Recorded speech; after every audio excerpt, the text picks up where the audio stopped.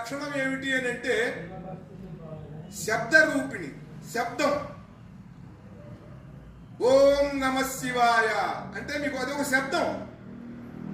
ఆ శబ్దం వినగానే మీకు ఏమనిపిస్తున్నది? శివుడికి నమస్కారం తెలియజేస్తున్నారు అనేది తెలియజేస్తుంది. దాంట్లో అర్థం మీకు విడదీస్తే ఓం నమః శివాయ, శివునికి నమస్కారం అంటే ఒక శబ్దంలో ఒక అర్థం ఉన్నది, భావం. శబ్ద రూపిణి ఈవిడే, భావరూపిణి ఈవిడే. ఇలా ఈ శబ్ద భావములు రెండిటితో కూడుకున్నటువంటి ఈవిడ అక్షర రూపిణి. అక్షరము అంటే, క్షరము అంటే నశించిపోతుంది, అక్షరము అంటే నశించనిది అనే అర్థం చెప్తారు. అలా కాకుండా అక్షరము అంటే మనకి తెలుగులో గాని వేరే భాషల్లో గాని ఒక సంజ్ఞ, అంటే ఒక గుర్తు. ఈ ఊ చూడండి, ఆ ఉన్నట్టుగా ఈ ఉండదు, ఈ ఆ ఈ ఉన్నట్టుగా ఊ ఉండదు. అలా ఒక్కొక్కటి ఒక్కొక్క గుర్తు. ఆ అక్షరాలు పలుకుతున్నప్పుడు అది ఉచ్చరిస్తే ఒక శబ్దం వెలువడుతోంది. శబ్దం వెలువడితే ఏమనిపిస్తుంది? మనకి వెంటనే అక్షరం గుర్తొస్తుంది. ఆ శబ్దంలో ఆ అక్షరం ఉన్నది. ఉదాహరణకి చి లా కా అన్నాం.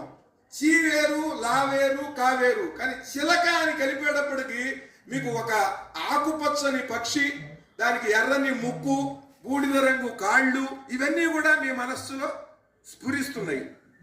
అంటే ఈ స్ఫురణ గాని, ఆ అర్థము గాని, ఆ శబ్దము గాని అన్నీ కూడా ఒకటే, అంతా సరస్వతీమయమే.